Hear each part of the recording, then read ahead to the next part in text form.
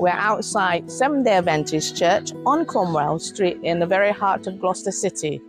They have been doing soup kitchen for over 30 years, or approximately around 30 years. The soup kitchen is available to anybody in need on every Tuesday, every Thursday, and alternate Sunday. So we're going to go in and have a look how it's done and the community they serve. So come this way.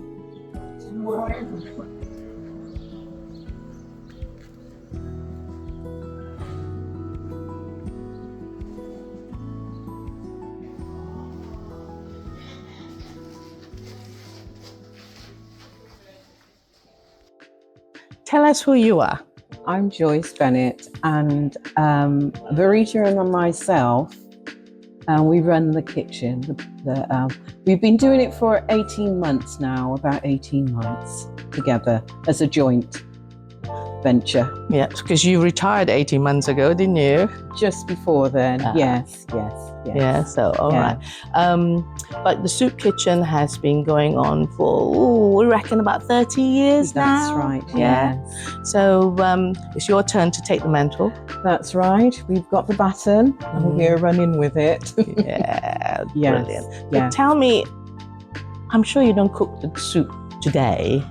No, the soup was cooked last night. So and then what happens is whatever Tesco donate to us is what we mainly use. Yeah. Brilliant. So does it cost you any money from Tesco's? No, because it's fair share organises that we can go and pick up at certain times and certain days from Tesco's, and that's what we mainly use. Although, saying that, the church has to support us because we're never quite sure what you're going to get from us. Sometimes you get abundance, and sometimes there's not that much. So the church supports us as well. You might not be aware, but a few years back, Gloucester Community Building Collective gave the church a small grant for your allotment in Sainsbridge.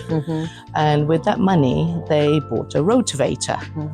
Do you know, are you aware how that rotavator has helped or your gang of volunteers down at the allotment? I'm not an allotment person. I don't go there. But I do know the reason why. I've got a very large garden and I cannot cope with another inch. So I cook the soup. But the allotment, what they were used to be doing for the rotavating, it's quite a big place. They used to depend on somebody else helping, and sometimes they were reluctant to help. So it's now they've got their own and they can get on and do it. So it's given them independence, Giving them independence, and also hopefully you can sow your seed at the right time and maximize waiting for somebody to help. No, I know Verita said it's just wonderful. Excellent. I'm glad it came in handy. Can you share with us how many people have you served in our community here with your Tuesday, Thursdays and Sundays? Well, I forgot the book actually. Well, on us, we make about 80 sandwiches. We always count the sandwiches, and many a times there's not one left. So yes. Brilliant. And on a Sunday, we count the because they all have a takeaway container, and we count the containers, and we normally put out about 80 and 70. I think one couple of times we've had about 90 odd people come through, and that was a frightening day because we kept on thinking, is there going to be enough food?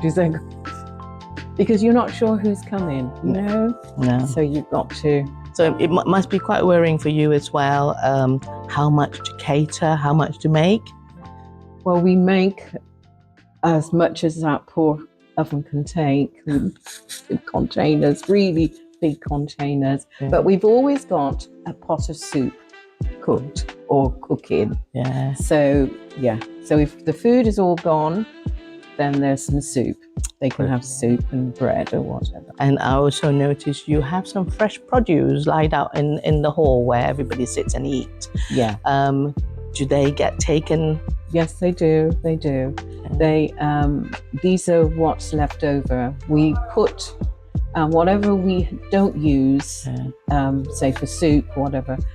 We put as much as we can in the freezers, and then what's left, we give it out. They can take what, and it's not just them. People from the community also come and take. Yeah. But then, saying that, Tesco's are quite. I like what I said before. You can have abundance. We've got an abundance of strawberries now. So much strawberries. But next week we might not have so much. But we're grateful. Yeah, that's it, isn't it? We are very grateful that they're able to give something back to the community. We have to start jam making then, don't we? I don't know how we're going to keep it. Yeah, that's the only way of keeping the fresh we fruits, freeze isn't them. it? We freeze Oh, it. you freeze them? We freeze it, and we do mix fruit crumble or cakes. Even I'm coming here then when you do a crumble. Cake. All right, let me know, and I'll come here for a crumble. Yes, you can come on Sunday because we're doing one on Sunday. Yeah.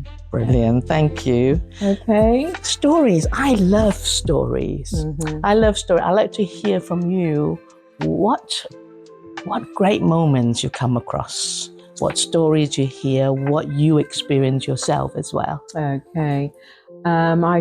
When I first started, it was just before the COVID had finished. I think the lockdown. 20, and this gentleman was coming in. He said he'd had a job. He was an Eastern European gentleman, and he'd had a job, but because of the COVID, he had no job now. He had nowhere to live, and he was a very tall guy, very tall, about 6'5", and his height reminded me of my boys, because they're very tall as well. And we just felt so sorry for this guy, this very tall guy, and he was so hungry. So we gave him lots of food. We gave him food to take home. So, he had no home, you know, and he kept on coming. And then I remember saying to him, the springtime had started, and I said to him, listen, they have picking. Go down to, the job centre, and say to them, you would like to pick fruit, pick vegetables, pick anything. And he did, and he got a job. And he came back to tell us, and he came back with some fruits. We didn't see him for a couple of weeks, and he came back with a bag of fruits and potatoes. And he said he'd gone there, and they have sort of caravans, and they can stay there. So he had, and he was so grateful. He was working, and he was getting money. He said, it's not much, but I get money, and I've got somewhere. And he came in this week, actually. He came in this week, dressed nicely, and he just came, and he had some soup, and he said, thank you so much. Thank you for the support we gave him. And that's very important, what you folks do. Not only do you feed, you also connect them to opportunities, don't you? Yes. Brilliant. So just tell me, what's your name? My name's Ben. Ben, how did you find this place? Just word of mouth. There's a lot of people that I know that come here, and when I first found out, people said, how nice it is here, and how kind the people are, and that sort of thing. So I've been coming here for probably a couple of years now. Brilliant.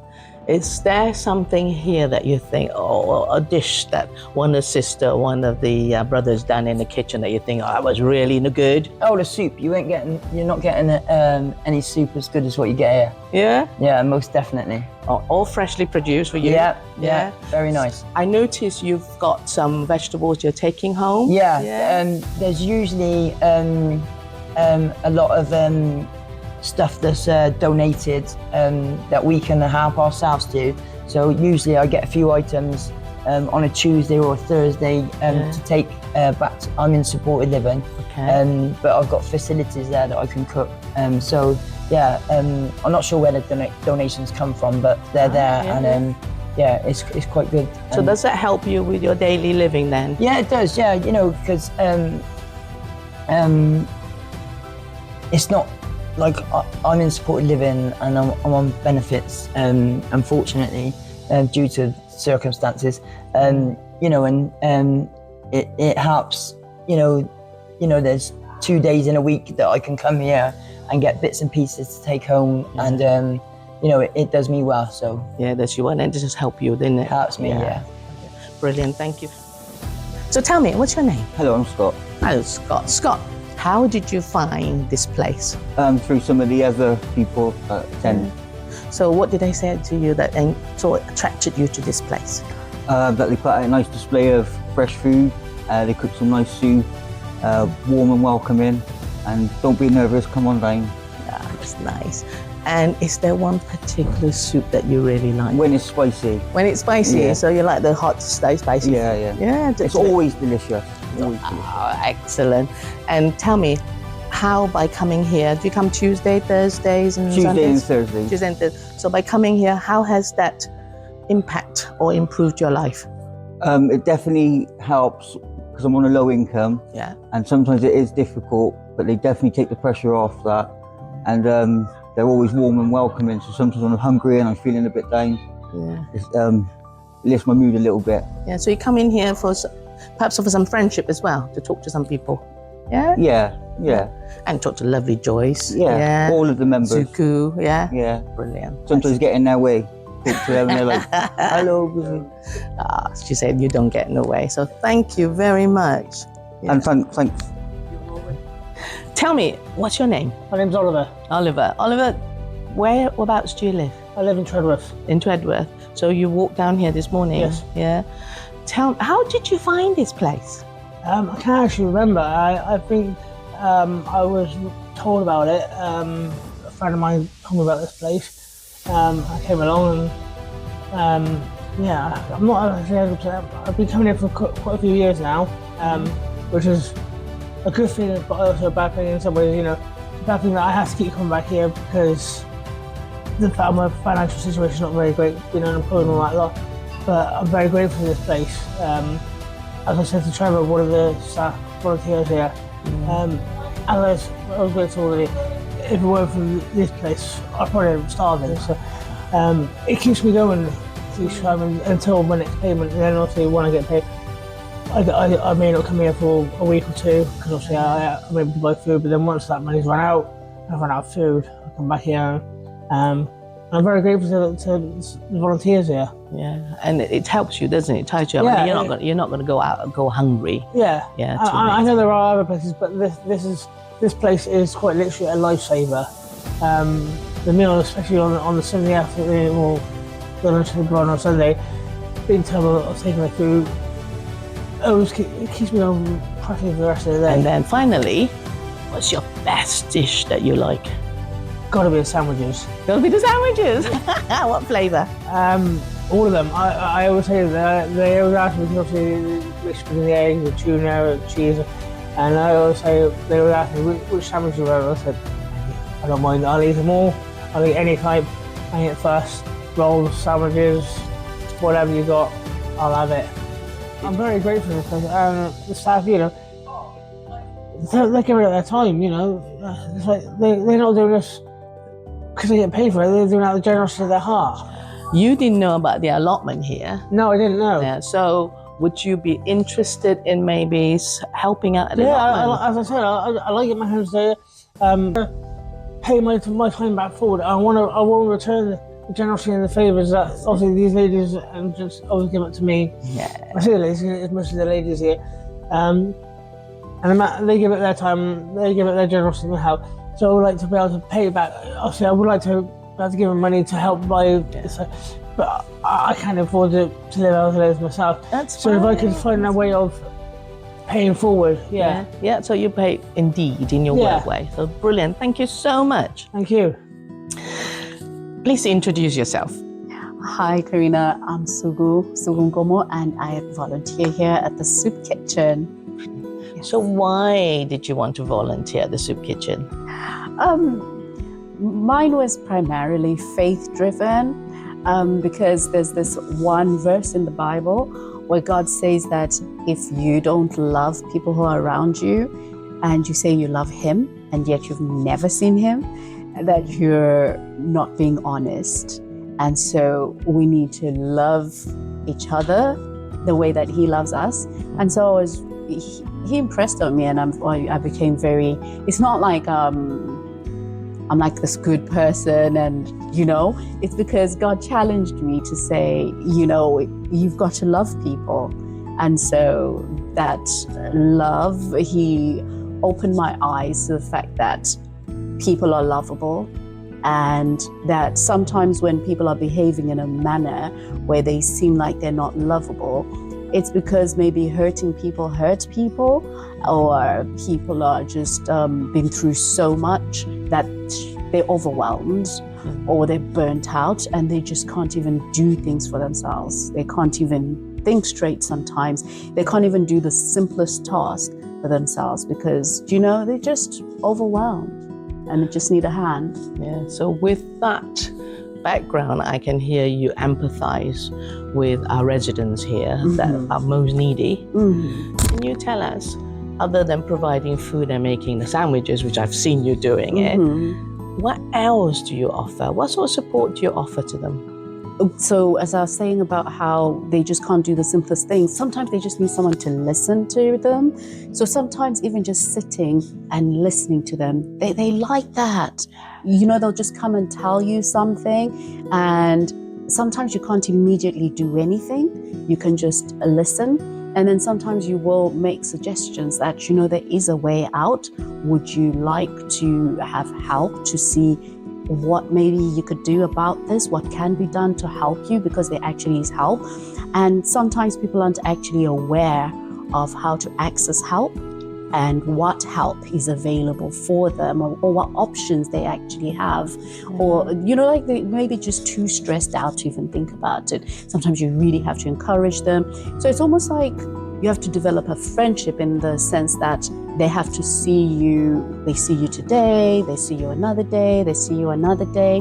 But so you have to look past a lot of things and just maybe focus on certain things, because sometimes by the time people get to the stage where they're at when we meet them, they've got a lot of things going on. So you have to pick one thing that you can address first. But sometimes there might be something you want to address and they're not ready for that. So you have to, it's give and take, work with what they're willing to work on and work at their pace. You can't work any faster than what they're willing to work at. But after some time, because we've been doing this for a few years, and after some time, you hear results, you see things, and sometimes we have to celebrate when someone stops coming to the service, because now they're able to stand on their own 2 feet. And sometimes people will come back and say, I want to give back. I think it's encouraging, because you might think, there's so much need. But when you see even 1 or 2 people progressing, it's very encouraging. So what would you ask people maybe who's got some spare time to come and do and support your project here? Yes, we always need volunteers, and they don't have to volunteer for the entire duration of the day, because we do start at 10 a.m. and we finish, the service users, they leave at 12, but we have cleaning as well. So I'd say we leave about 1 or 2 o'clock, depending on how much work needs to be done after. So we need all sorts of volunteers. We need greeters, people who can just say hello to people and just keep people calm, keep people, just talking, chatting to people. People really love getting to know new people and being known. They love to be listened to. We also have sandwich preparation. We have a lot of fresh food that is brought to us. We could even use drivers, because we're picking up food. We're also getting rid of food, you know, like maybe if we've cooked or if we're prepping, we've got all these fruit and vegetables to get rid of. We've got boxes that need to be recycled. We've got a lot of recycling. We try to recycle as much as we can. So we need help with all those sort of things. And even if a person can be available for like half an hour, we're like really grateful. We have people donate clothing. We need that sorted out. We need just the environment kept clean. So things like that, we just need help with, like everything that you can think of. We'd be very grateful. Brilliant. Thank you very much for all you do. Oh, thank you for supporting us as well. So Joyce, if there was one thing you can say to anybody that could help you to fund your project, because I know you need money to run this place, and you did say earlier that the church help out, and also I do know from Verita that you could do with some replacements of stuff in the kitchen as well, and maybe a bit of modernizing to the kitchen. So what would you say to the potential funders and to the people that fund you before? What would you say to them? One of the things I would say, and all the other ladies and gentlemen I just spoke to said, thank you.